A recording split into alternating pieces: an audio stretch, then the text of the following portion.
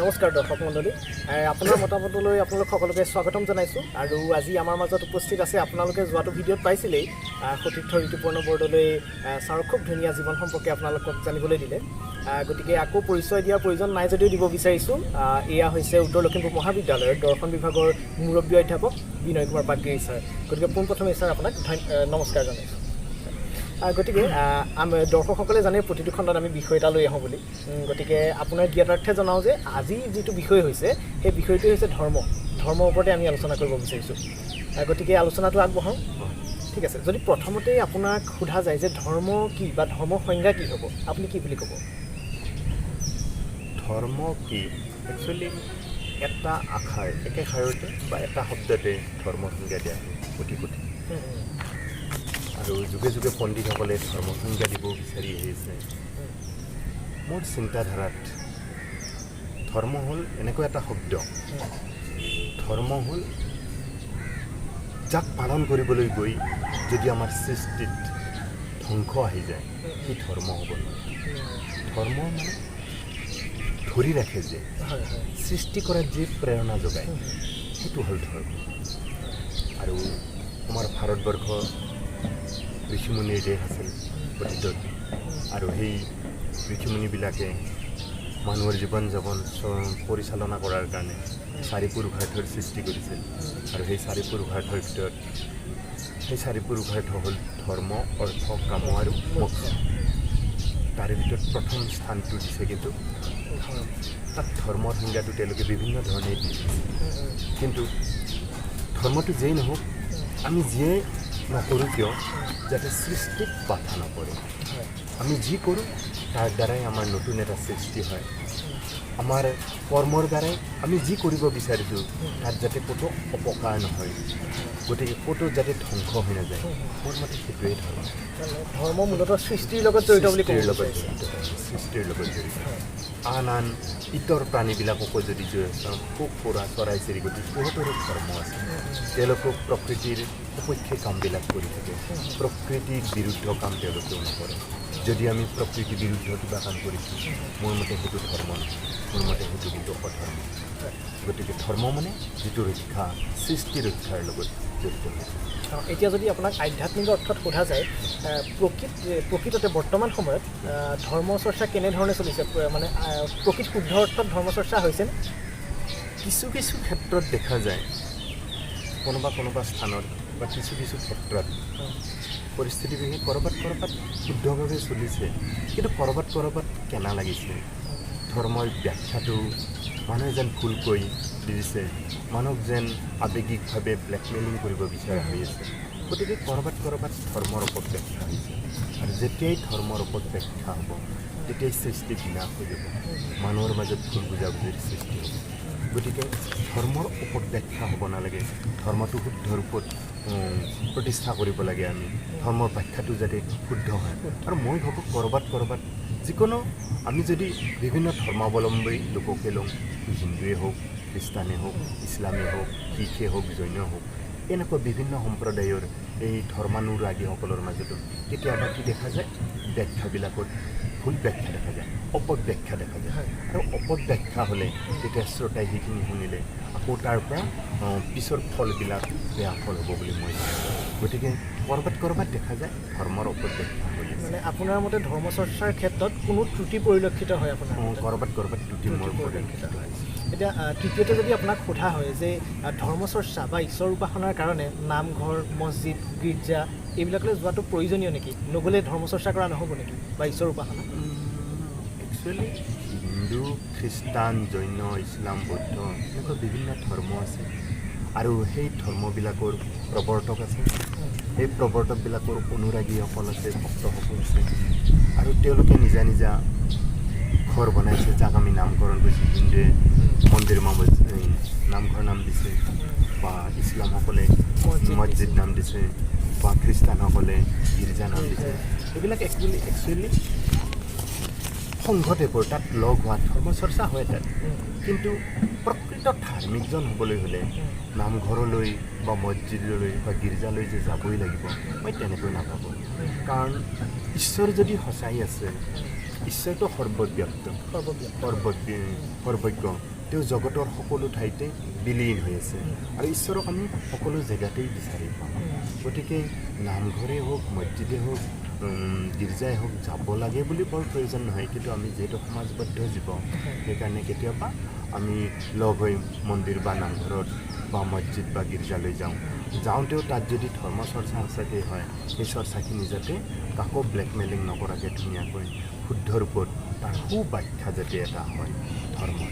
আৰু সেইকাৰণে হ'ব প্ৰকৃত ধাৰ্মিকজনে যাব পাৰে কিন্তু নোযোৱাকৈও কোনো এজন প্ৰকৃত ধাৰ্মিক হ'ব পাৰে আৰু গৈও কোনোবা অধাৰ্মিক হৈ থাকিব পাৰে গতিকে মোৰ কথাখিনিৰ মাজতে উত্তৰটো চাগে বিচাৰি পাই গ'লা যে যাব লাগে মানে ধৰক এনেকুৱা হ'লে কি হ'ব ধৰক মই সুধিব বিচাৰিছোঁ এজন খুব ধাৰ্মিক মানুহ কাকো একো অপকাৰ নকৰে আনক হিংসা নকৰে কিন্তু তেখেতে মানে ব্যস্ততাৰ কাৰণেই বুলি নহয় বা অন্যান্য ধৰক ধৰ্মীয় অনুষ্ঠানবিলাকত যি সংঘাতৰ সৃষ্টি হয় সেইকাৰণে ধৰক নামঘৰলৈ যাব নিবিচাৰে এই ক্ষেত্ৰত কিবা পাপ হ'ব নেকি মোৰ মতে পাপ নহয় কাৰণ এইখিনিতে মই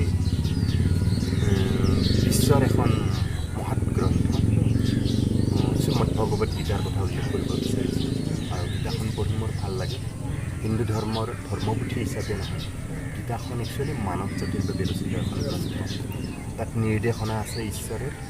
আৰু তাত এটা জাষ্ট সৰু কথা এটা মই কৈছোঁ জগতত 4 ধৰণৰ ভক্ত থাকে শাৰ্ত জিজ্ঞাসু অৰ্থাৰ্থী আৰু জ্ঞানী আৰু যেতিয়া কুৰুক্ষেত্ৰ সময়ত যুদ্ধ আৰম্ভ হ'ব ঠিক তেতিয়া মানে তাৰ মাজতে অৰ্জুনে কৃষ্ণক সুধিছিল যে প্ৰভু 4 ধৰণৰ ভক্ত আছে আপোনাৰ এই 4 ধৰণৰ ভক্তৰ ভিতৰত শ্ৰেষ্ঠ ভক্ত কোন তেতিয়া কৃষ্ণই অৰ্জুনক কৈছিল যে এই 4 প্ৰকাৰৰ ভক্তৰ ভিতৰত শ্ৰেষ্ঠ ভক্ত হ'ল জ্ঞানী আৰু জ্ঞানী ভক্তই যদি শ্ৰেষ্ঠ হয় কৃষ্ণই বুজাই দিছিল হোৱাই মানে কিয় জ্ঞান ইজ দ্য বেষ্ট ডেভটি যে কিয় যুক্তিটো দি দিছিল যেতিয়া সকলো মানুহ জ্ঞানী হৈ যাব তেতিয়া আৰু জগতত একো সমস্যাই নাথাকিব আৰু মানৱ জীৱনত যিমান সমস্যা আহে চব সমস্যাৰে সমাধান জ্ঞানে নোহোৱা কৰি পেলাব সেইকাৰণে কৃষ্ণই সকলোকে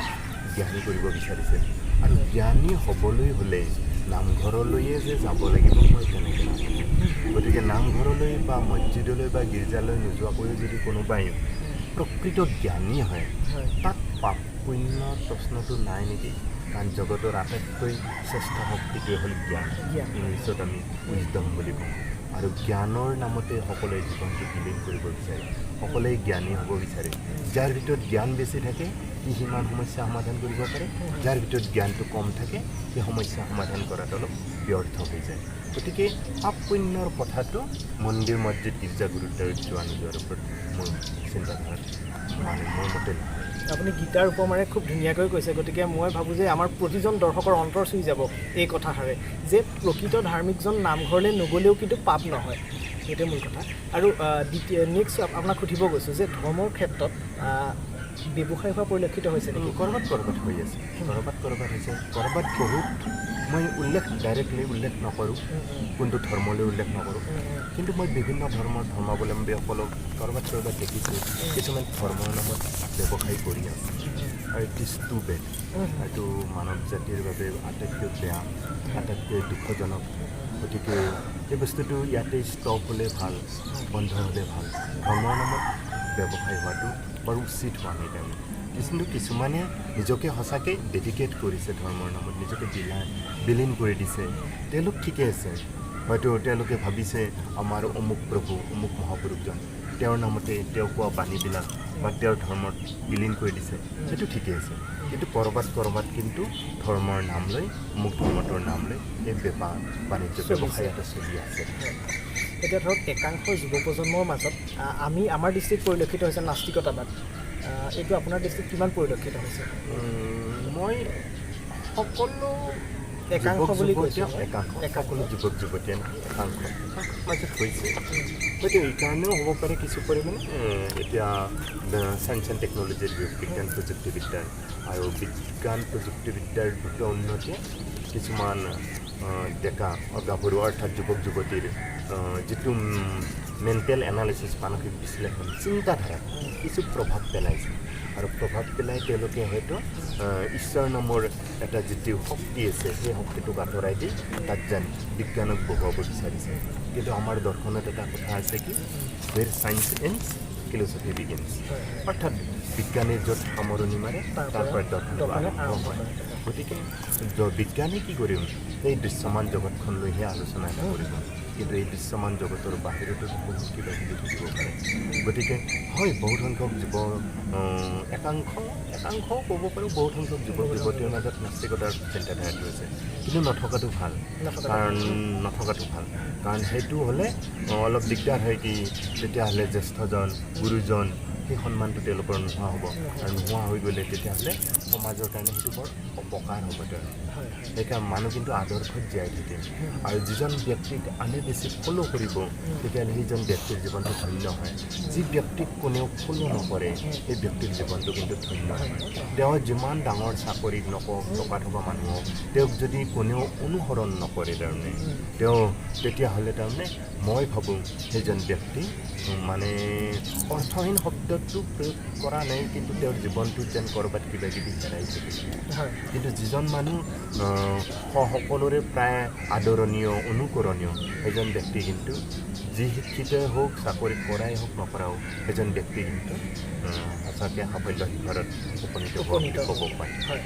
এতিয়া শেষত যদি আপোনাক সোধা হয় যে বৰ্তমান সমাজখনৰ কাৰণে এজন দৰ্শন বিভাগৰ মুৰব্বী অধ্যাপক হিচাপে কি বাণী দিব বিচাৰিব আপুনি কি ক'ব মানুহবিলাক সংযমী হ'বলৈ শিকক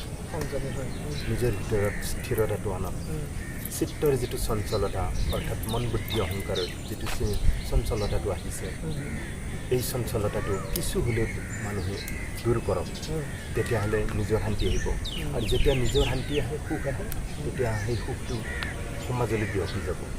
সুখটো আনি নিদিয়ে সুখটো নিজে ল'ব লাগিব শান্তি আনি নিদিয়ে শান্তি নিজে ল'ব লাগিব গতিকে আমাৰ চিত্ত যিটো অস্থিৰ চঞ্চল চিত্তক আমি এতিয়া স্থিৰ কৰিবৰ সময় হ'ল গতিকে মই এইটোৱে বাণী এইটোৱে ক'ব বিচাৰিছে হয় আপুনি অতি সুন্দৰভাৱে কৈছে আৰু আমাক যে সময়খিনি দিলে আপোনাক বহুত বহুত ধন্যবাদ জনাইছোঁ তাৰ বাবে আৰু দৰ্শকসকল গতিকে ছাৰে কি ক'লে আপোনালোকে বুজি পালে যে বৰ্তমান সমাজখনলৈ ছাৰৰ বাণী হৈছে চঞ্চলতা দূৰ কৰিব লাগে আৰু শান্তি বেলেগে দিব নোৱাৰে শান্তি সুখ নিজৰ ভিতৰতে আছে আৰু নিজে উলিয়াই ল'ব লাগিব গতিকে আপোনালোক নিশ্চয় উপকৃত হ'ব বুলি আশা কৰিলোঁ আৰু আমাৰ যদি এই কথা বতৰাখিনি আপোনালোকৰ অন্তৰ চুই গৈছে তেতিয়া আমি নিশ্চয় সাৰ্থক হ'ম আৰু আমাক অনুপ্ৰেৰণা যোগাবৰ বাবে আমাৰ চেনেলটো ছাবস্ক্ৰাইব কৰিব আৰু লগতে বেল আইকনটো প্ৰেছ কৰিবলৈ নাপাহৰিব আজিলৈ আহিছোঁ ধন্যবাদ Thank you for watching. Please subscribe our channel. Thank you.